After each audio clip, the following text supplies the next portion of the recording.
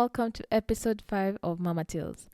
As always, I'm grateful that you are here and you have been enjoying the content so far. If this is your first time, welcome. This is a space where we get to learn from each other and grow together as parents. Today's episode is special. To celebrate Father's Day, I've decided to feature a story by one awesome dad, my husband. In his story, you will hear about his strong sense of family, his fears and ideas about being a girl dad, and an overall great person. I could be biased, but I think he's just the best, and this journey would look vastly different if he wasn't a part of it. Our daughter and him share a type of bond that I'm jealous of, one that I wish I had with my own dad. I loved my father so much. I just wish that he was more present to connect and bond, but for most of my life, he traveled for work. I lost him quite tragically in 2015, right after he had just settled down. And I don't think this is something that I have fully healed from yet. I get bouts of grief and sadness here and there, and that feeling that, he would have been a great granddad, but unfortunately, he's not here. Anyways, this Father's Day, I think of him as I celebrate my husband for being the best dad that I know. I won't talk too much this time because I think we should just get right into his story. So let's take a listen. Today's storyteller is someone very close to my heart, my husband. This man has been by my side from the very, very beginning. We undertake this journey together every single day. We wake her up together and we take her to bed together. This has happened every day, I kid you not. So I'm very intrigued and curious to hear more about this journey through his eyes. Hey guys, my name is Muruthi Thoita. I'm a husband to this beautiful Mama Taylor, full-time dad to Keo, and software engineer by profession.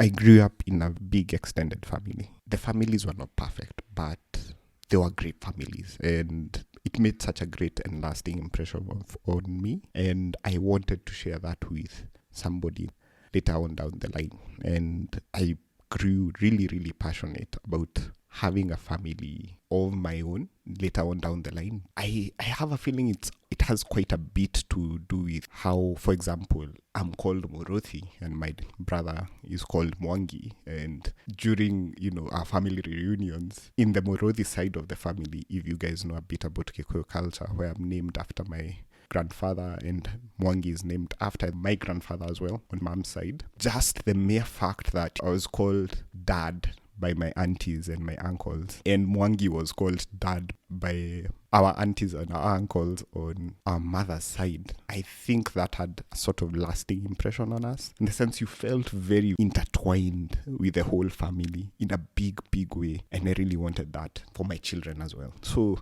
it's a deep thing, I'd say. And it's something that I've carried for a very, very long time.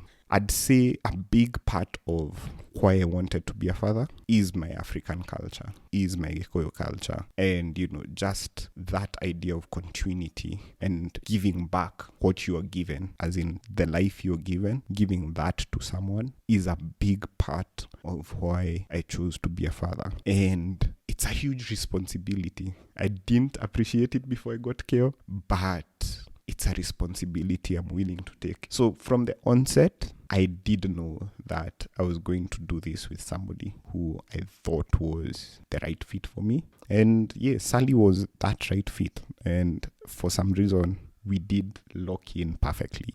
So Sally comes to the office, says she's in so much pain. Not typical of Sally to say she's in so much pain. If Sally says we need to go, we need to go. So we go to the hospital, which is quite close, thankfully. Take quite a bit of time, signing in, have, insurance, blah, blah, blah. But we finally see a doctor. They perform some few tests. By now, we didn't think it was pregnancy. What we then did was, just sat down and waited. But for some reason, given we had done the lab tests and all, we had a feeling that, this was something about Sally's womb. And we started getting that fear of, are we going to get babies or not? And it was, that was scary. It was very, very scary to have that idea that this thing that you've been waiting for is not going to happen. We look at the results. typical doctor mambo jumbo, so it doesn't make sense to us. Start Googling some stuff, and then we see this cyst thingy that we don't understand. So we search for that online, see that this is something that can cause complications in pregnancy, and that's when it goes off. We are like, crazy. We are never going to have babies of our own. So we enter the examination room. The doctor is just, reading through the results. Very serious face, looking the other side. And then she decides that this is above her knowledge base. I think she was not a specialist in that said field, and tells us that she needs to get somebody else to come explain to us the results. So we are like, this must be really bad, by the way. How we get even more disappointed in one way or another. I could feel it myself. The specialist comes and goes through the results. Very, very nice lady. And she starts talking in typical doctor fashion. So starts with like, this is a cyst. It's usually something that didn't develop when you are growing, and it's still currently in you. It might, bring some complications during your pregnancy. By the way, do you guys know you're pregnant? So after that, I'd care less what she said. I felt so happy. I started thinking about, it all came back. The feeling of family, just wanting to have a family of your own. And I was starting that journey. I had started it, by marriage, but we are now getting somebody of our own in a sense. And it felt so good, I remember. And I don't know why, and I'm telling Sally this for the first time as well. I had a feeling it was going to be a daughter. I don't know why. I've always known my first child was going to be a daughter. I had grown up in a family of boys only, me and my younger brother. We didn't have sisters, and I always wanted a daughter for myself. But for one reason or the other, I'd have, wanted her to not be the firstborn. And there are a few reasons for that. Given the world we live in, I'd have wanted an elderly brother figure that, can just sort of protect my daughter. And I know how that sounds coming from me. But from the time I started dating Mugure, which was, I'd say, 7 years before we got to this particular position in our lives, a lot had happened to Mugure that seemed normal for her and totally out of place for me. So, for example, small things like, today I was passing by the market and 16 guys catcalled me. I'm like, is that something that always happens? Why are you making that sound very, very normal? The uncomfortability you get as a lady strolling through life, just trying to do your thing, is so much, I'd say. Yeah, I'm obviously looking through it through Mugure's eyes, but I'd never appreciated them in one way or another. So that was also another huge eye-opener for me. And I know having a bigger brother would not solve everything for my beautiful daughter, but it's something. It's better than her facing the world by herself. But that's a heavy one for me, to be quite honest. And so I really wanted to have a son just because of that. But in hindsight, I know Kyo, as my daughter, will grow up to be a very, very, very awesome person. And she'll be protected by not only us, but by herself as well, by the knowledge that we'll give her in one way or another. And she'll grow up to be protected by, even forces that are beyond our understanding, if I may say so. And that's all I can, pray for. But I do hope that the world can be a better place for women. And as it stands, it's not a good place for women, to be quite honest. And I know I'm talking from the outside looking in, but from my experiences, it's not. And I don't want a better scenario for my daughter. And I think it also raises a broader question of why the world is the way it is, in a sense, and the media we consume, does it create that idea that, catcalling or having your way or all these nasty things that happen? Does media normalize it? Does society normalize that? And as parents who are going to raise up both boys and girls and have to impact them that knowledge, I believe we should take a very, very hands-on approach in making sure that we impact the right knowledge. We make sure that we can confidently say that, this is wrong and it's wrong for these reasons, and not just let it pass by that, it's the way of the world. That's what boys tease girls. That's how it happens. And then something that just started as simple as it's just a tease, and then it's catcalling, and then before you know it, all these other things have to happen. And let's not normalize such things. There needs to be a huge respect for the parties, in a sense. And as parents, we should make sure that we are teaching our children the right things and we are consuming the right media as well. So I think media has a huge part to play as well. We were well prepared, or so we thought. We were well prepared. So we had gone to Bath class and had great support from that standpoint, in a sense. So these are the positions you need to take if you want to, engage the baby. You need to know about the, each and every little thing was discussed in Bath class. And I'd highly encourage any couple that is going through the same, or any individual that is going through the same, to attend Bath class, because it really, really helps just understanding what is happening with your body. So labor starts. Okay, so let's start a while back. So it's around May 8th. The due date for care was on May 10th. So Sally starts getting, sort of like Braxton Hicks, but they're stronger. So we are like, after this, actually, what we'd call contractions, or is it something different? So the contractions start, and so we are like, these are actually contractions. We are counting them. We are all excited, but for some reason it just stops. And then we are like, okay. And it stops and never comes back for, it's May 9th now, no contractions. May 10th, no contractions. May 11th, no contractions. So, yeah, man, that gave Sally a lot of pressure, because, everyone is, personally, I'm like, hey, babes, you're not feeling anything? And I can try to be as not want to ask as much as possible, but I really want to get this over and done with and get this baby here.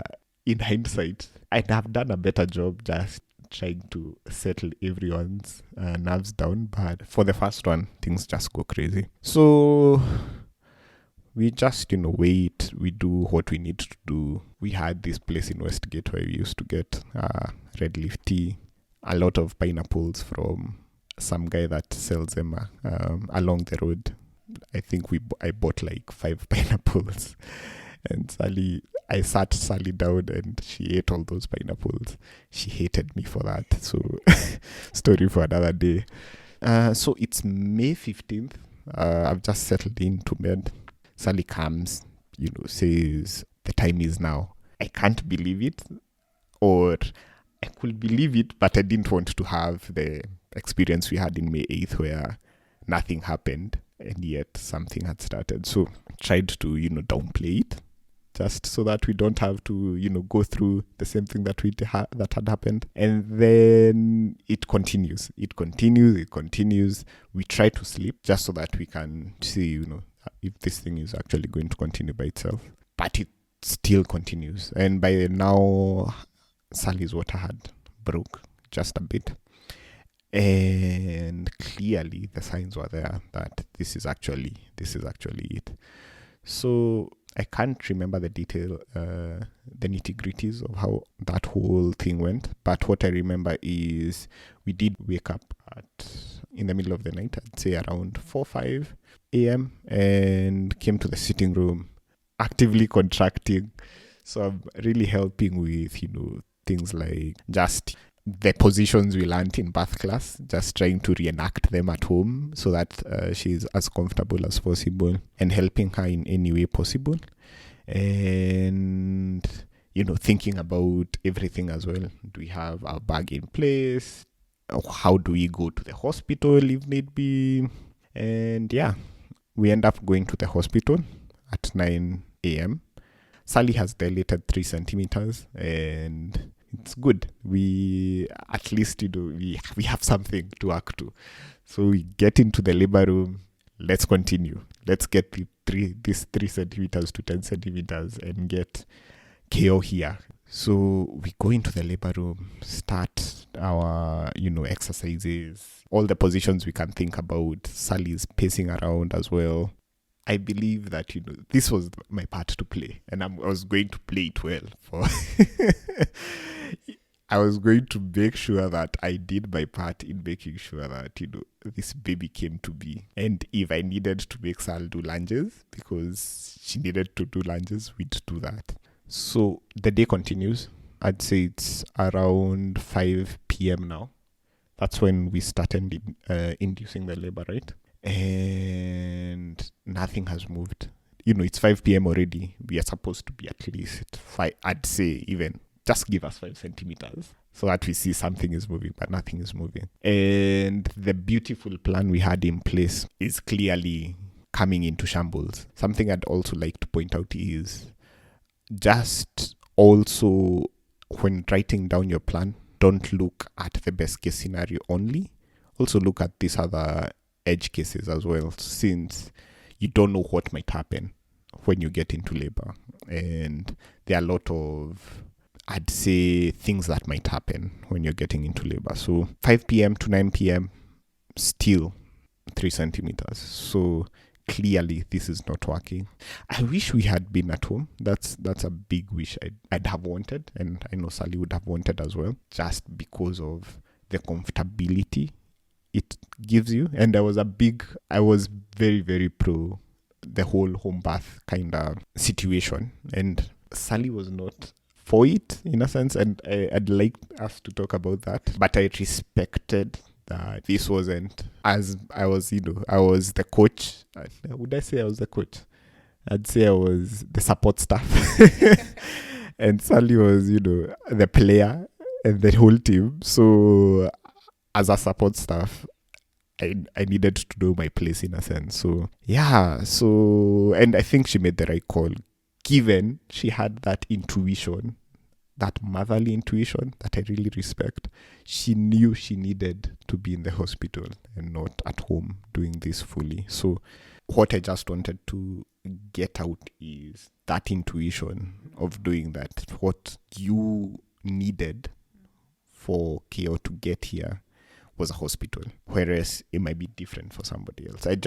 The appreciation of intuition is something I think we need to do on a day-to-day basis. Like the same intuition I had knowing that it's actually going to be a daughter. So that intuition, okay, sometimes it might be wrong, sometimes it might be right, but when you feel something strongly, just go with it. I'd say, yeah, trust your gut. So it's 9 p.m.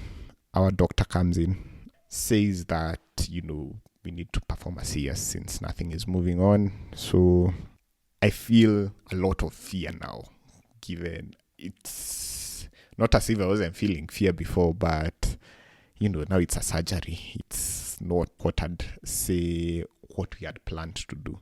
But at the end of the day, I know it's the right thing to do, given that's where, as it stands, nothing is sort of moving on. So she's taken into the theater. I can't join her, so I'm waiting outside. So I'd say I started waiting from 9:30 since she entered.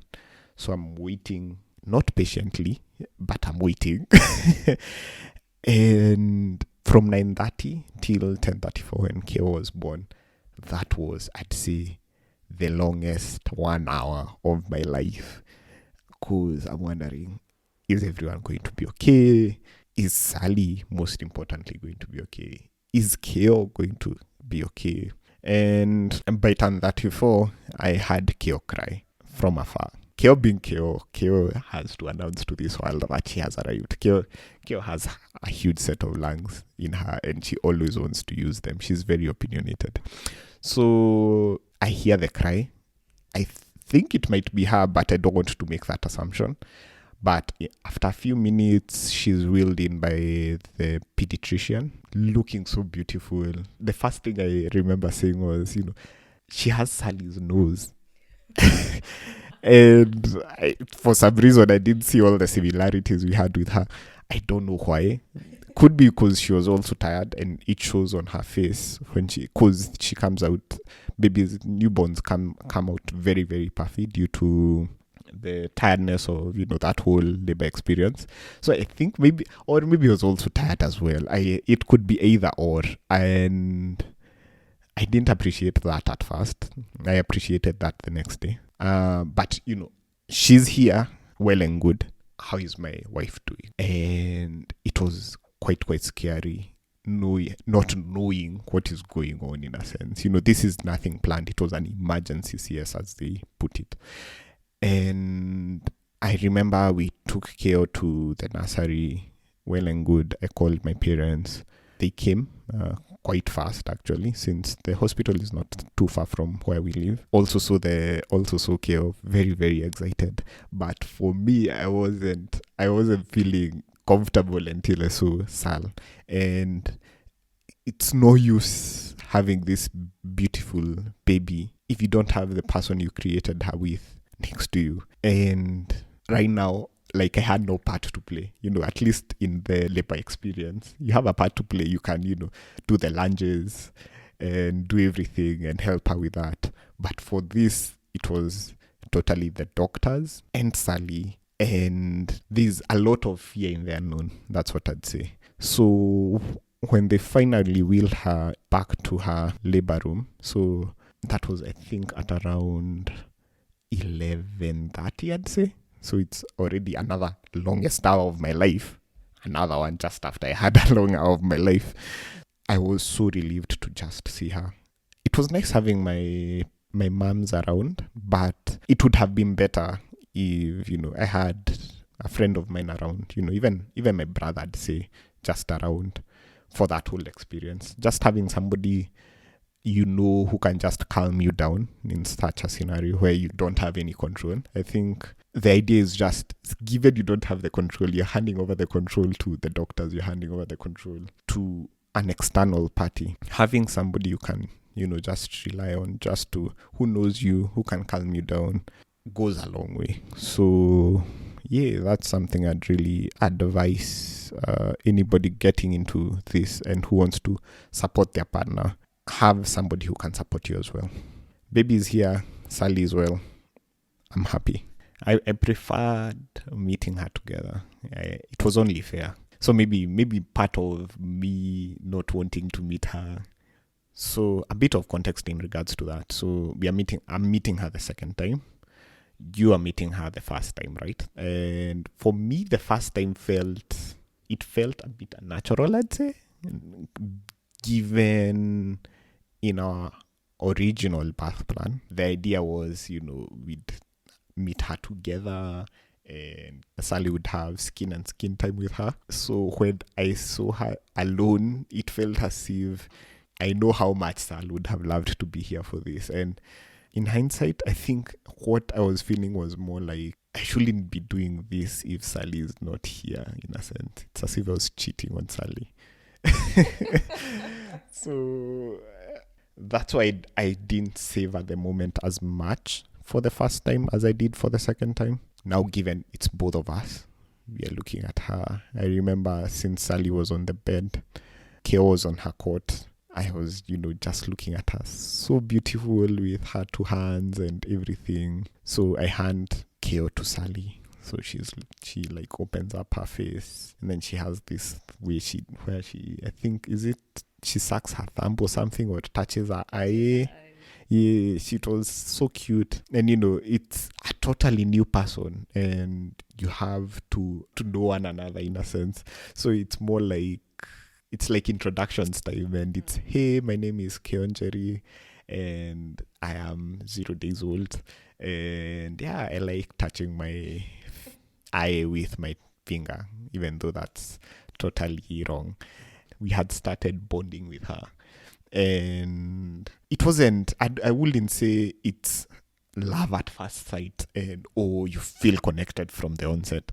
No, I'd say it's more like, for me anyway, it was more like, yeah, let's know one another and let's see where this takes us. And that's when we noticed that she looked really like me. I also didn't expect that to happen, but to be quite honest, I never minded it. Even right now, I feel so overwhelmed by the idea of meeting Kyo the first day. In hindsight, that was such a beautiful moment. But given how tired we were, I don't think we appreciated it much then as we do now. As I said, we are getting to know Kyo. Kyo is getting to know us. Kyo has never been in this world. So she has been in a warm place where she gets food via placenta. And now she's getting food via mommy's boob. And before you can connect all those dots, before she can get comfortable enough to, just be, there's a lot of friction there. That's what I do. There's just a lot of friction there. And what did we struggle with the most? We struggled with everything. It didn't help that we had labored for 24 hours nonstop and hadn't slept. I'd say Sally hadn't slept. I wish we got her some time to sleep, but nobody prepares you for that. But I wish, Kyo was in the maternity room and not in your room for at least one day, so that you get just that, good night's sleep. In hindsight, it's okay that we struggled with her, since I'd say we all grew stronger from that. We didn't grow weaker from that. We didn't break from that. We grew stronger. So I remember changing her nappies was hard. I remember breastfeeding was hard. I remember getting her to sleep the first few days. Oh my God. Thank God we now have a child who we just put into bed and she just sleeps. I remember when we started first doing that, my God. We can't take that for granted. Tumetoka mbali time. And I appreciate the support that we had from our parents and all the people that were around us to just tell us, it's just, it's not going to be forever. It's like, you're not going to be in this place forever. It gets better with time. I remember those words vividly. Fourth trimester, I'd say, was the hardest bit for us, in a sense. Getting to know Kyo, getting to know who she is, what she wants. Because, she's a human individual by herself. She wants to sleep at this certain time. She wants to eat this way. She doesn't want to feel cold. Appreciating that and learning that, and also knowing what to give her at the right time. It's something that comes with time. She just doesn't come from the tummy, and it's natural. And I don't know how it's going to be with our second one. We might say we are prepared, but given everybody is different, beautifully so, in the sense that, Kyo's sister or brother will be a different person. We don't know. Maybe the brother or sister will be sleeping the whole day and, easy to deal with, but we don't know how that will be. And just appreciating that, I think we'll go along with in our second one, and our third one, and our fourth one. Okay. Fana used to be the one who was great at burping. He had a master's degree. He was also the one who could calm her down to sleep. Fana is also the one who helped her sleep independently. Because what would happen is that, and I think we started this after she was 3 months old, I stopped breastfeeding at night. So I'd pump milk and then go to sleep at, I think, 8 p.m. so that I get enough sleep and to wait for her when she wakes up during the night. But he would stay up a little bit later and then wake her up and feed her bottle feed her, and then just simply put her back to bed. She wouldn't even cry. She would just be put in bed and would sleep. And I remember the first few mornings I would wake up and be like, she just slept like that. So I was very convinced that could only happen during night sleeps. But then when I would leave the house during the day and not be able to make it back in time for nap times, Fana would have already put her to bed. So he's the one who unlocked our sleep, our sleep patterns. So he has a master's degree in dealing with little kids. Personally, I think I don't know how much of that is based off luck or being in the right place at the right time. They say sometimes that's what you need in life, just being in the right place at the right time. And a lot of luck. I'd say it's mostly based off that because, for example, the burping thing, at the end of the day, as a father, you don't have, a boob, which is the primary way that, an infant will feed. So at the end of the day, I need to play my part, and my part needs to be everything else other than that. And I need to give as much in. And for me, burping and rocking her to sleep, bottle feeding her, I loved bottle feeding her. I was a bit apprehensive at first, given I was like, there's some comfort she gets from the boob. But when I started doing it, it was quite nice. We bonded at that time as well. So I would say I was more lucky, Sally, to be quite honest. And I didn't know that when I was placing her in bed, that was going to be how you are going to unlock her sleep. I was lucky. That's what I'll say. I was lucky and I was in the right place at the right time. And I was doing my best to support my family at the same time. At the end of the day, what matters most for me is my family and supporting them in any way possible. COVID was that blessing in disguise for us, one way or another. So even professionally for me, having my own space, I noticed by working from home, I can work better. I had a clearer mind working from home. And I noticed quite quickly that, this working from home thing is it's a vibe. And it's very productive in a sense. So, and not only that, I could stay with my wife and interact with her through the day. There's a lot of importance I place to that, especially culturally. If you're looking at an African perspective, the home is where everything used to happen. It was the center per se. And as it stands right now in this modern life, the office is actually the center of everything. We spend a half of the day for some people in the office, and having an opportunity where you can actually live at home and interact with these people at home in a day in, day out perspective is powerful, because there is no other way where you build bonds other than actively taking time and being very, very conscious about the time you take with people. That's the only way you create bonds, and I believe that strongly.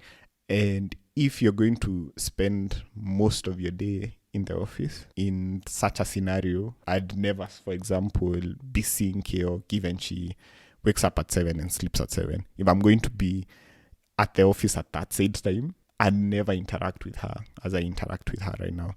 And I'm filled with a lot of love when I see Keo. And that love, I believe, is not only generated by me being her father, the mere fact that I am her father, because there are a lot of people who are fathers but will care less about their children. But I believe it's created more by actively looking for moments where you interact together with your daughter.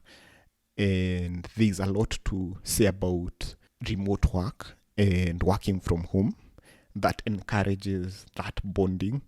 And moving forward, I know these are discussions we have actively with Sally. Like, do we really want to go back to work actively in physical spaces if first I'm going to waste that time traveling to the office? I'm also going to burn a lot of fuel.